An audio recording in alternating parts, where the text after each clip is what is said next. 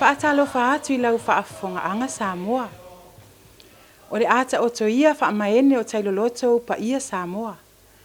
Awa o le o ngā Sami e leso o na whango tai se tautai. O te le toi asa ina la le filifili o le vau sā, ia o tau pa ia ua uma o na pāpani niu. Ai, ma le whaalo alu lava, o le awhanga tonu loa le malama I le aunga o se whaamatalanga. O Samoa o le atinu ututu atasi. O se atinu sa o loto, ma e pūlea e ia hia lava. O se atinu kerisiano, e whaawai I le atua le tamā, le alo, ma le anganga pa ia. O le aso se fulu lima o te se malua afe lua se fulu. Na pasi ai e le pale mene o Samoa tu la fono e tolu. O le tu la fono le teuteunga le whaawai lua afe lua se fulu. Tu la fono Fanua ma Suafa lua afe lua se fulu. Ma le tu la fono le Faamasinoga o solinga tu la fono lua afe lua se fulu. O le tu la fono le Faamasinoga o solinga tu la fono. Na amata whaamamaluina le aso na saini ai e le au mamalu le malo. Ai o le tula fono le teuteunga le whaawai lua afe lua se fulu, ma le tula fono Fanua ma Suafa lua afe lua se fulu. Na amata whaamamaluina e le aso ngafua se fulu lima o mati lua afe lua se fulu tasi. Ona olo iai lava ni atunga lunga ma ni whaafesili. Olo o a nginga I lunga o tustusinga ese ma la leo ma upenga ta whailangi. O lea ua e ai se manatu, e tu ina atu se whaamala malamanga, e tu se oia atu ngā lunga, I lau lava ngangana. I le nei vaenga mua mua, e fia tu ina atu ai se whaamatalanga, I le tō whalo loto ale maa lo ua e. Ina ia whaamati e ti ele Faamasinoga si o tātou atu nuu, I to tono le whaawai o Samoa. E ala le le whaatu la fono ina le tuto atasi pea o le Faamasinoga a Samoa, ua ta ua le Faamasinoga Fanua ma Suafa, I to tono la tātou tu la fono whaawai. O le aunga lea o la tātou ata faasolo lea o le atu ina atu. Ai usi mai alau mai moa Samoa.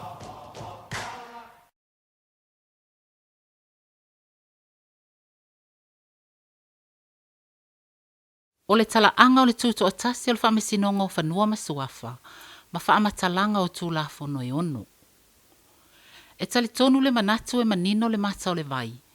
Pe a fai e whaailoa le tala faasolopito le Faamasinoga o Fanua ma Suafa.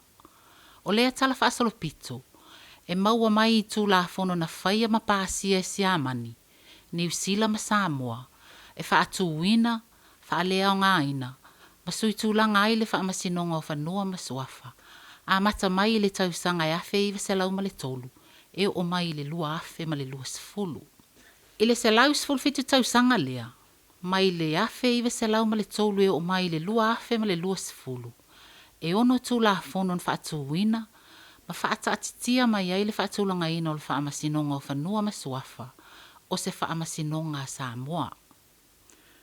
O ia tu la fono, amata mai I le tu la fono mua mua, tausanga e afe I se lau ma le tolu, o le tu la fono le komisi o Fanua ma Suafa afe I se lau ma le tolu, po le Land and Titles Commission Ordinance 1903.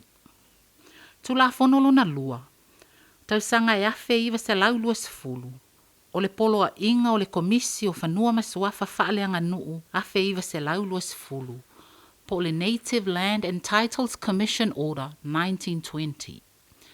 Tu la fono lona tolu, mai le tausanga e afe I se lau lua sefulu faa, ta ua le polo a inga o le komisi o Fanua ma Suafa faaleanga nuu afe I se lau lua sefulu faa, po le Samoa Native Land and Titles Commission Order 1924. Tu la fono lona faa, tausanga afe I se lau tolu sefulu faa, o le tu la fono faamalumalu o Fanua ma Suafa afe I se lau tolu sefulu faa, the Native Land and Titles Protection Ordinance 1934. Tu la fono lona lima, tausanga afe I se lau valu sefulu tasi, o le tu la fono o Fanua ma Suafa afe I se lau valu tasi, Land and Titles Act 1981. Ma le tu la fono lona ono, tausanga lua afe ma le lua sefulu, o le tu la fono teuteunga o le whaawai lua afe lua sefulu, Constitution Amendment Act 2020. Ma le tu la fono Fanua ma Suafa lua afe lua sefulu, Land and Titles Act 2020.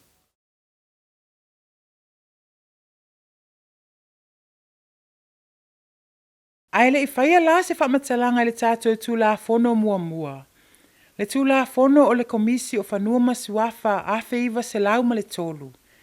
E ao ina o se whamatalanga i le tūlafono o Peretania awhi valu se lau valu iwa.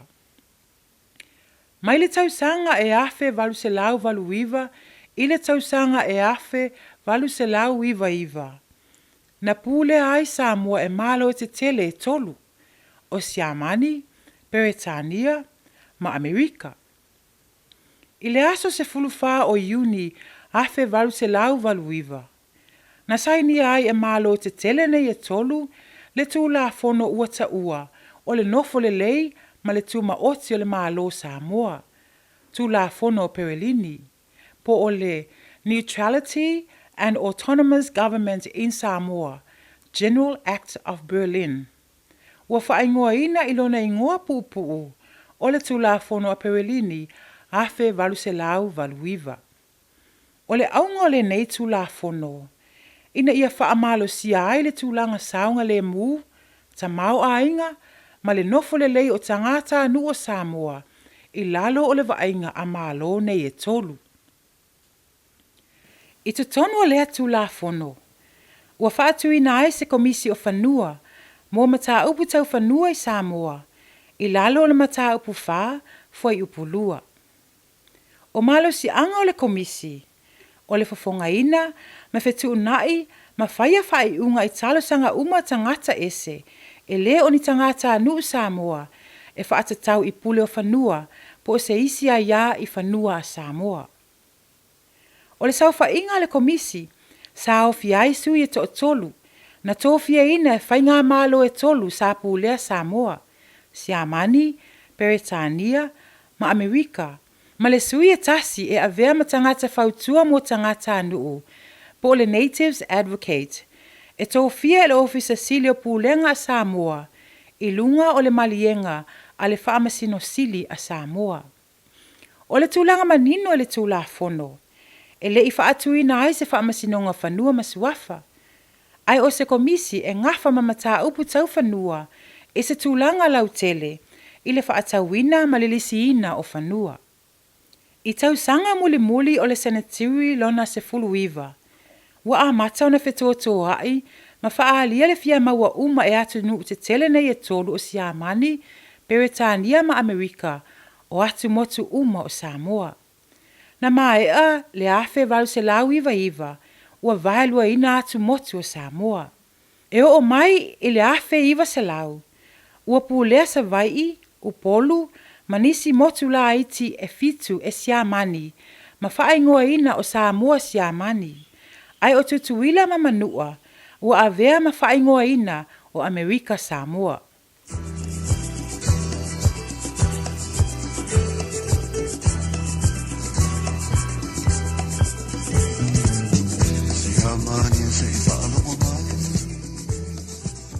I lalo o le Pulega a Siami, na whaia ai e Siami tūlafono wa tāua, o le tūlafono o le komisi o Fanua ma Suafa, awhi iwa se lau ma le tolu.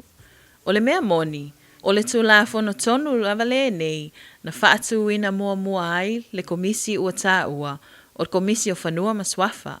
Lea e tāua nei, o le Faamasinoga o Fanua ma Suafa, e o mai lea so.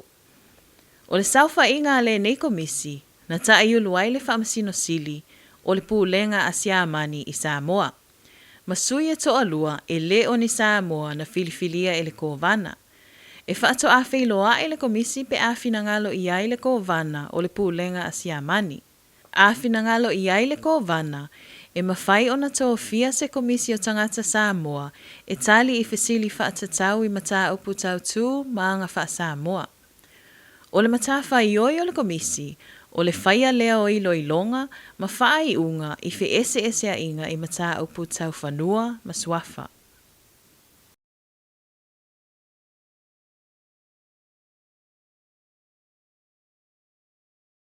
Na mawai atu Pulega a Siami, ai pulea Samoa e le autau a Peretania po le British Army, i tau sanga o le taua mua o le lalolangi. Ina ua mai a le taua mua a le lalolangi i le awhi iwa se lau se fuluiva. I lalo o le tau pulenga a malo po le League of Nations. Na tui nā tuai Samoa i le waainga Niu Sila i lalo o le pulenga a Peretania. O le tausanga e afe iwa se lau lua se fulu. Na pasi ai e Niu Sila le poloa inga whaale whaavae afe iwa se lau lua se fulu. E waaia ai e Niu Sila Samoa i whainga malo wha a Peretania. Na so loia e le poloa inga whaale whaavae le tūla fono a le komisi o Fanua ma Suafa afe iwa se lau ma le tolu. I lea lava tausanga le afe iwa se lau lua se fulu. Na whaamaonia ma whaamaluina ai e Niu Sila le tūla fono. Poloa inga o le komisi o Fanua ma Suafa whaaleanga nuu. Afe iwa se lau lua se fulu. A whaatino malo si anga Faamasinoga i lalo le poloa inga le nei. E whaatino le Faamasinoga maualunga Samoa i sifo. Mai ta ua lea saufa inga o le komisi o Fanua ma Suafa whaaleanga nuu. A saufa i la le Faamasinoga maualunga o se komisi. E ta tau ona se e le Faamasino sili o le Faamasinoga maualunga. Mani whaatonu papalangi sto alua. E iei komisina Samoa. Ma o le lātou tiute o le fautua. Ai le ai se a ia e pālota ai whai unga le komisi. E mawhai ona whaali so lātou finangalo i se mata upu. E whesilingia i tau alumanga le komisi. Ua whaama oti malo si anga le komisi o Fanua ma Suafa whaaleanga nuu. E whafonga ina ma whaama o nia mata upu tau Fanua ma Suafa matai. Mea tō tino mai a tatau. Tu saai maanga ma tu a Samoa.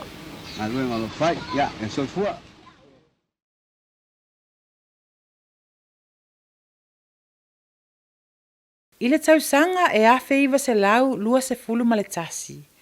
Na pasi ai e le malo o Niu Sila, le tūla fono a Samoa afe iwa se lau lua se fulu ma le tasi. Ma o le tūla fono lea, na whaataatia mai ai e Niu Sila le whaataatianga mua mua, po se whaavai e fausi ai le whainga malo a Samoa. O i tūta ua e whaamauina.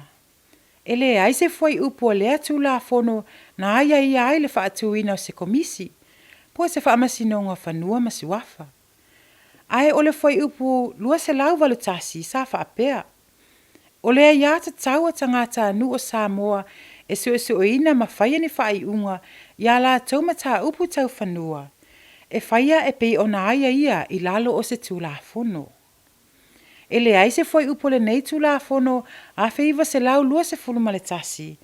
E whaawawina pe whaaleau ngai na ai le poloa inga o le komisi o Fanua ma Suafa whaaleanga nuu a feiva se lau lua se fulu.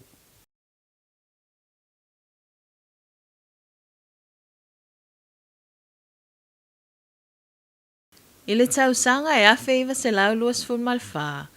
Na whaamau ni ai le poloa inga o le komisi o Fanua ma Suafa whaaleanga nuu a feiva se lau lua se fulu malwha. Ai solo ia le poloa inga o le a feiva se lau lua se fulu. E whaapei o le poloa inga o le a feiva se lau lua se fulu. O le Faamasinoga maualunga Samoa e sisifo. E se i lana saufa inga whaapitoa. Ma avea o komisi o Fanua ma Suafa o whaaleanga nuu Samoa. O lana saufa inga. E au fia ai le Faamasino sili o le Faamasinoga maualunga. Whaatonu papaalangi e to atolu. Ma whaatonu Samoa e le sili atu ma le toa lua. Ma komisina Samoa e le iti ifo i le valu. Pe sili atu le sfulu wha sui a wai. E tutusa lava tiuti o komisina Samoa sa iai i lalo al polo inga a feiva se lau lua sfulu. Ma whautua Samoa i lalo al polo inga o le a feiva se lau lua sfulu mal wha. Wana o le whautua. Ai ele ai sa la tau ai a e palota ai whaai unga al komisi. E ui sa mawhai o na whaali o la tau finangalo i mata upu e whesilingia ai i tawalumanga al komisi. Ua whaama o ti a tili malo si anga o le komisi o Fanua ma Suafa whaaleanga nuu. E fofonga ina ma whaama o nia mata upu tau Fanua ma Suafa matai. Mea tō tino mai a tatau. E tu sa ai tu maanga nuu o Samoa.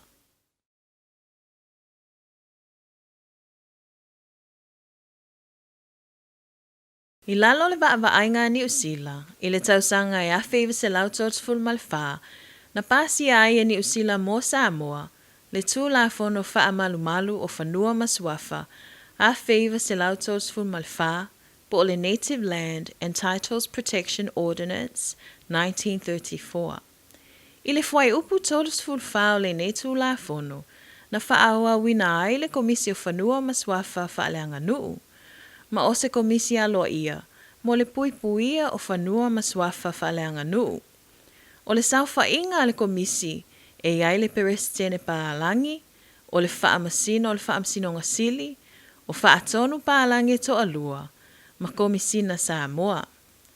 I le tausanga e awheiva se lautolos fulmalifitu, na teo waile nei tulafono, e suia ai le ingo o le komisio Fanua ma Suafa faaleanga nuu, i le Faamasinoga o Fanua ma Suafa o faaleanga nuu. O ni tu tau o le tulafono le nei o le tulafono faamalumalu Fanua ma Suafa a feiva se lautos fulmalfa e faapea.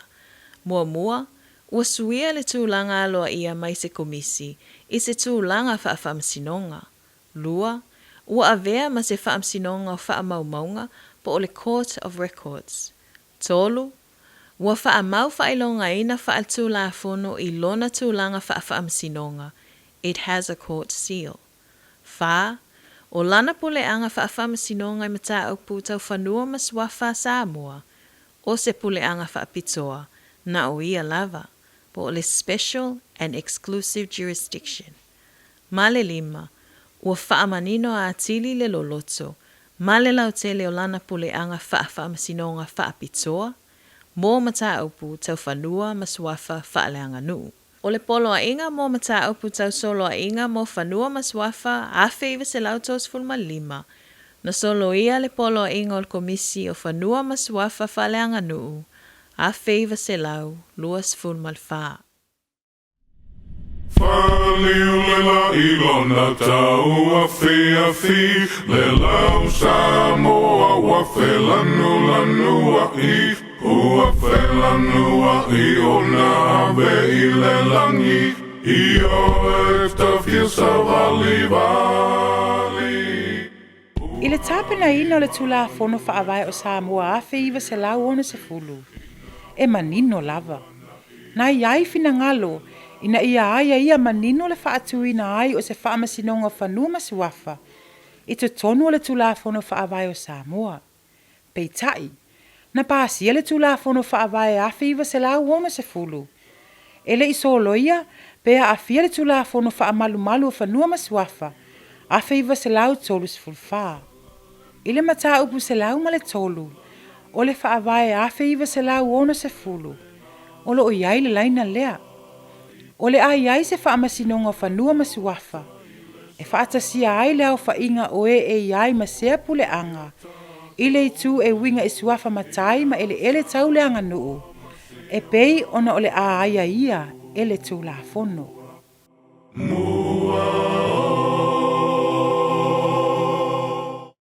O le tausanga e awheiva se lau valus fultasi. Na pasia i le palemene a Samoa le tulafono Fanua ma Suafa a awheiva se lau valus fultasi. O se tulafono e ai mata upu tau Fanua ma Suafa faaleanga nuu, ma le Faamasinoga o Fanua ma Suafa. I lalo le foi upu e 25 o lea tulafono. Na faawau wai le Faamasinoga o Fanua ma Suafa. Na faatuina i lalo le tulafono a feiva se lau tolus fulfa. Faatasi ai maona malo si anga, ma pule anga umma Faamasinoga. O le Faamasinoga le nei e saufa i ai le Peretania. O le Faamasino sili, po se Faamasino o le Faamasinoga sili. O Faamasino Samoa, ma faatonu. E tā ua le Faamanino i tū nei. Mai le afe iwa se lau ma le tolu. O le taiulu o le Faamasinoga o Fanua ma Suafa. O le Faamasino sili o le Faamasinoga sili. E le o se tangata anu o Samoa. O le taimi mua na taiulu pe Peretania i se tangata Samoa. O le tausanga e afe iwa se lau valu sfultolu. Ina ua tōwhia le awhionga a wawasa mana ia Filipo e whai ma Faamasino sili. E le tausanga e lua afe ma le whaa. Na teuteu ina ai le tulafono e tōwhia ai le Peretania o le Faamasinoga o Fanua ma Suafa. E ese mai le Faamasino sili o le Faamasinoga sili. Na soloia e le tulafono afe iwa se lau valus fultasi, le tulafono afe iwa se lau tolus fulfa.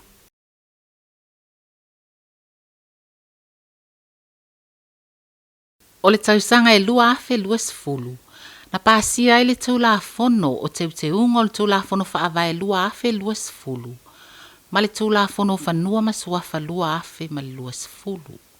O le aunga o nei teuteunga, ia tangia, mamana ia le Faamasinoga o Fanua ma Suafa, o se Faamasinoga faa le faavae. Tulafono o teuteunga o le tulafono faavae lua afe lua sifulu. I lalo le mataa upu se lau ma le faa. O lo oa ia ai le faatuuina o le Faamasinoga o Fanua ma Suafa e au fia ai. Le Faamasinoga mua o Fanua ma Suafa, Faamasinoga maua lunga o Fanua ma Suafa, ma le Faamasinoga o talosanga ma iloilonga o Fanua ma Suafa. Ua faaua wina le puleanga to atasi faapitoa i mataa upu tau itu maanga nuu fa Samoa, tau Fanua ma Suafa. O le iloiloina Faamasinoga o faaiunga o le Faamasinoga o Fanua ma Suafa, sa i lalo le Faamasinoga sili, po le Faamasinoga leo soli ngā tulafono ma ai tālafu, ua tu i le Faamasinoga o talosanga ma iloilonga o Fanua ma Suafa. E o mai le aso, o lo ta iulu pea le Peretania, ma ua o fia ai i le saufa inga, o Faamasino o Fanua ma Suafa, Faamasino retire ma Faamasino o le Faamasinoga sili. O le pasi ai o le tulafono o Fanua ma Suafa lua afe lua sifulu. Na solo ia ai le tulafono o Fanua ma Suafa, afe iwa se lau valu sifutasi. A sila le faatautonga mai o le Faamasinoga o Fanua ma Suafa, mai le afe iwa se lau ma le tolu, sa ia o mai i le lua afe lua sifulu. E se lau sifulu fitu tausanga na fau mai ai le Faamasinoga le nei a Samoa. O le mea mautinoa, ua tangia mai i le tala faasolopito o tulafono, ua loa o na faatuina le Faamasinoga o Fanua ma Suafa. E ui le tau faaofi mai o whainga Faamasinoga mai fafo. A o le Faamasinoga o Fanua ma Suafa, sa tuto atasi lava ia mai Faamasinoga o soli ngā tulafono ma ai tālafu. Talu mai le afe iwa se lau ma le tolu. O le tuto atasi le Faamasinoga o Fanua ma Suafa, e mau sali i le pine faamau e faapea. E to tono tulafono e ono, le ana faapupula atu, mai le tausanga afe iwa se lau ma le tolu, e o i lua afe lua se fulu. Na aia ia ai, ma olo o aia ia ai pea. O fai unga uma le Faamasinoga, e le ma fai ona toi ilo, e se isi Faamasinoga, e ese mai i le Faamasinoga o Fanua ma Suafa. Mai le afe iwa se lau ma le tolu. E tūlanga ese lawa le Faamasinoga o Fanua ma Suafa, e pei o nā tangia mai i whai upu nei. E le ma whai lava o na iloina, pe fesilingia, e se isi lava Faamasinoga se whai unga, po se poloa inga, ale Faamasinoga o Fanua ma Suafa. O lona winga, ua lewa o nā mana ia e whai ngā mālo mai fafo a Siami, Peretania ma Niu Sila, le tuto o tasi le Faamasinoga o Fanua ma Suafa, e ala i tulafono sa lātou fausia e pui ai, ma whaaua wina, e le mālo tuto o tasi o Samoa.